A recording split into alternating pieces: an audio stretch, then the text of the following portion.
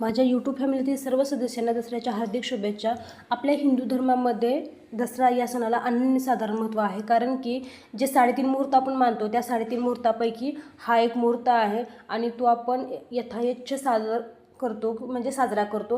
यामध्ये आपण काय करतो तर घराची पूर्ण स्वच्छता करतो. दसऱ्यामध्ये आपण तर घराची पूर्ण स्वच्छता केलेलीच असते, परंतु या दिवशी आपण घर पुसणे वगैरे ह्या सगळ्या गोष्टी करतो आणि पूर्ण देवपूजा वगैरे करणे या गोष्टी आपण या दिवशी करत असतो. हे करत असताना आपण काय करतो तर पाठीवरती आपण सरस्वती यंत्र काढतो, त्याचबरोबर वही पूजन, शस्त्रपूजन या सगळ्या गोष्टी केल्या जातात आणि या गोष्टी केल्याच पाहिजे. कारण आपण जे काही करणार आहोत ती आपली पुढची पिढी काय करणार आहे, फॉलो करणार आहे. त्याच्यामुळे या गोष्टी सगळ्या त्यांना माहीत झाल्या पाहिजे, त्यांनाही याच्यामध्ये सहभागी करून आपल्याला घ्यायचं आहे.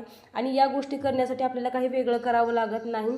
तर जे काही आहे आपलं दररोजचं रुटीन त्याचप्रमाणे आपण जसं करतो, आपण आपल्या आईवडिलांकडून शिकलेलो आहोत तेच आपल्या मुलांना आपल्याला पुढे द्यायचं आहे.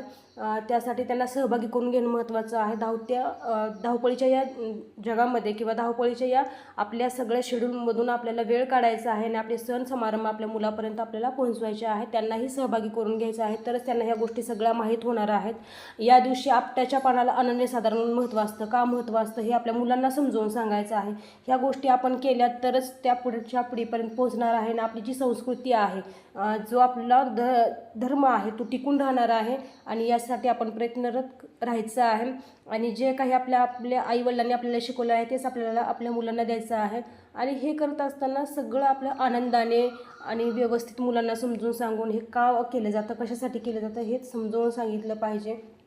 अशा प्रकारे मी सगळी यथोचित पूजा केली, दुकानातलीही पूजा केली आणि मी माझ्या पूर्ण दिवसाचा जो काही आनंद आहे तो घेतला. अशा प्रकारे सगळ्यांना दसऱ्याच्या पुन्हा एकदा